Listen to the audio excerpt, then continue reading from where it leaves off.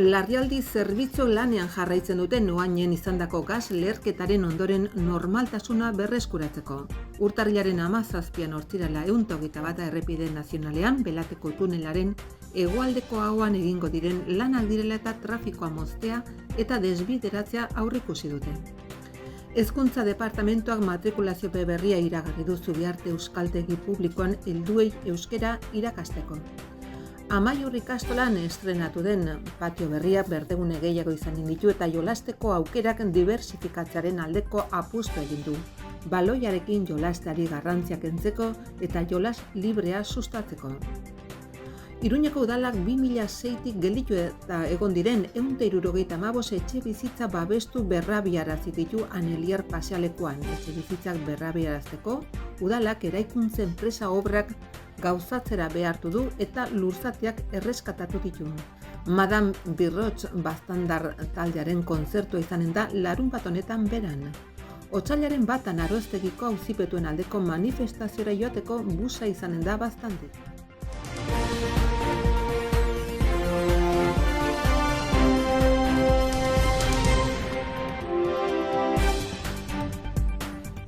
Foru komunitateko larrialdi zerbitzuek normaltasuna berreskuratzeko lanean segitzen dute astelehen arratsaldean noainen izandako gas leherketaren ondorioz 250 pertsona etxetik atera eta beste 9 ospitalera eraman ondotik. Amparo López herrizaingo funtzio publiko eta justizia kontseilariak noainen esku hartu zuten larrialdietako zerbitzu eta zerbitzu operatibo guztien koordinazio eta lana nabarmendu ditu. Era berean, herritarrak babesteko eta arriskuak gutxitzeko berehalakotasunetik jardutearen garrantzia azpimarratu du eta adierazi du arintasunez ari direla lanean inguru horretan normaltasuna berreskuratzeko. Agerraldian, Sebastian Marko Noaingo alkatearekin eta Alicia Etxeberria Espainiako gobernuak Nafarroan duen ordezkariarekin izan da kontseilaria. Ezbeharraren arrazoi dagokionez, Lópezek adierazi du une honetan foruzaingoak eta Guardia Zibila ikerketa zabali dutela. Bertzetik astelehenean Nafarroko Unibertsitate Ospitalera eraman zituzten pertsonei dagokionez hoietako bati 58 urteko gizonezko bati alta eman diote. 2 pertsonak zainketa intentsiboko unitatean segitzen dute pronostiko larriarekin 22 urteko gizon bat, bilakaeraren eta balizko esku hartzearen zain eta 13 urteko adingabe bat, zainketa intentsiboetako unitate pediatrikoan ebakuntza egin diotena. Bertze 4 pertson 59 urteko emakume bat eta 57, 54 eta 57 urteko 3 gizon egonkor daude eta balorazio berria egiteko zain. Datorren ostiralean 17 goizeko 8:00 121 errepide nazionala moztuko da, Belateko tunelaren hegoaldeko ahoan, 3. lur erauzketan egingo diren lanak direla eta. Errepidea itxita egongo da 2 noranzkoetan arratsaldeko 8 arte, 27 eta 35 kilometroen artean. Zirkulazioa ez da inoiz etengo, 1210 errepidetik desbideratuko da eta lanak egin ondoren normal zirkulatuko da berriro. Nafarroko Gobernuko Hezkuntza Departamentuko Uharteko Zubiarte euskaldegiko helduen euskera ikastaroetarako matrikula epe berria iragarri du urtarrilaren 20tik 26ra. Euskara publikoan lelopean A1, A2, B1, B2 eta C1 maila guztiak ematen ditu euskaldegi publikoak. Horrez gain, ega titulua prestatzeko eta C1 azterketa egiteko talde espezifikoak ditu. Deialdi hontan 2 talde berri eskaintzen dira, A1 hastapena mailakoak goizez eta arratsaldez, eta taldetan izandako bajen ondorioz hutsik geratu diren plazak ere eskaintzen dira, beraz, plaza kopuruan mugatua da.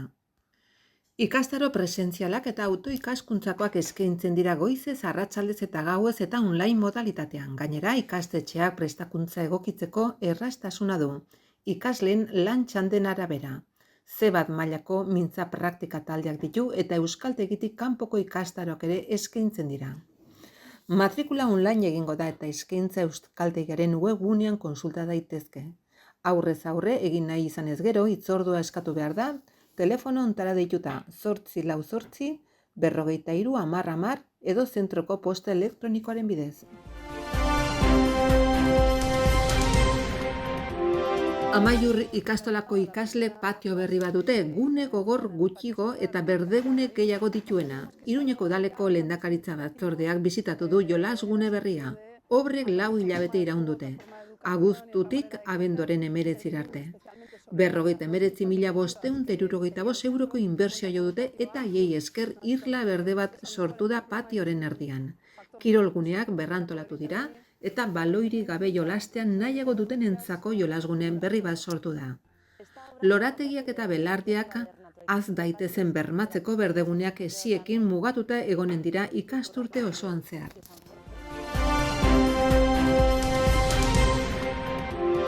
Eta ongitorriak prentsa horreko honetara, daukagu gai bakar bat, eta etxe bizitzari buruzkoa izanen da. Tokiko gobernu batzarra koefizientea eguneratzea onetsi du. Koefiziente horren bidez, Arrotxapeko Anelier pasealekuko 2 lurzatitan eraiki behar ziren etxe bizitzen prezioak baloratzen dira. Akordio horri esker 2 lurzatien egoera desblokeatuko da eta 175 etxe bizitza babesturen sustapena ahalbidetuko da. 2 lurzati horiek 2006an atera ziren enkantean alokairu sozialeko etxe bizitzak eraikitzeko, baina obrak ez ziren gauzatu. Formula erraxa da, Iruñeko udalak obra hori egiteko baldintzak eguneratu ditu, helburu soziala nabarmen hobetu du, egungo jabeari hilabeteko epea eman dio obra egitean hasteko eta hala egin ezean 2 lurzatiak erreskatatzeko bidea gaitu du, berriro enkantean jartzeko.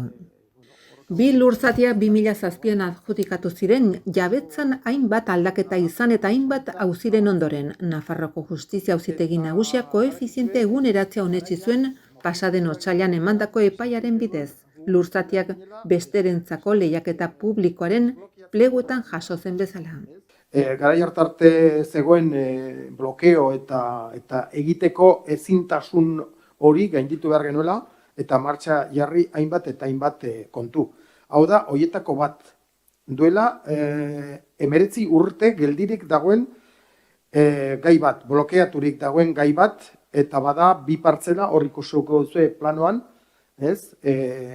subastara eraman ziren 2 partzela horiek, eta hor asmoatzen eraikitzea 175 gutxi gorabehera etxe bizitza.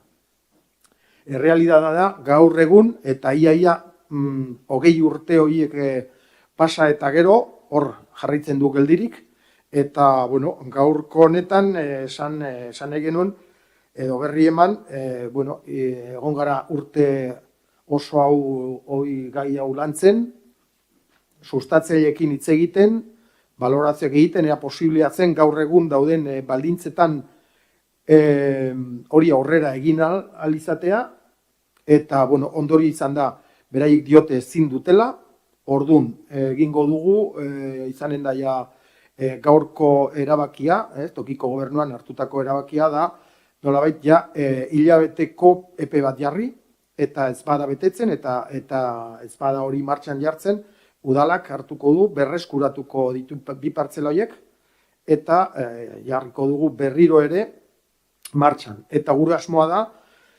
eta aurten 2025an eta 2026an, 2 urte hauetan, zera guztiak martxan jarri.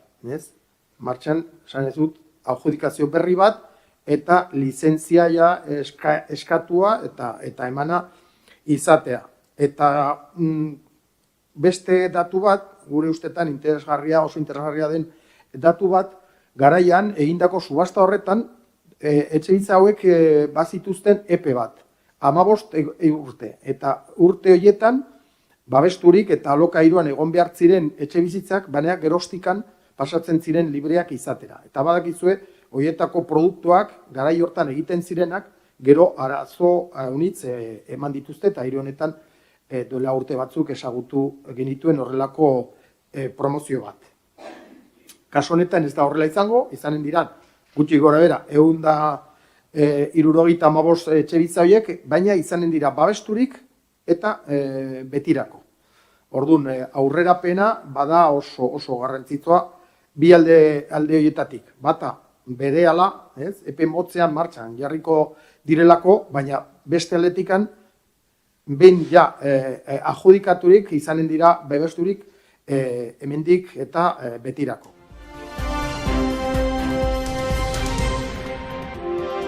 Madame Birroch talde baztandarrak izen bereko bere lehen diska kaleratu du.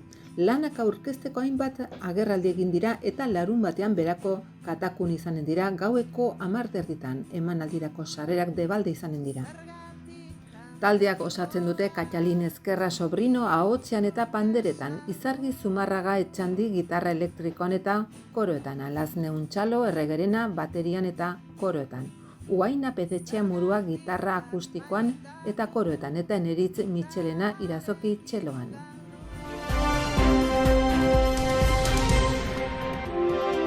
Aroztegiko 7 auzipetuen egoera salatzeko manifestazioa egingo da otsailaren 1 Iruñan.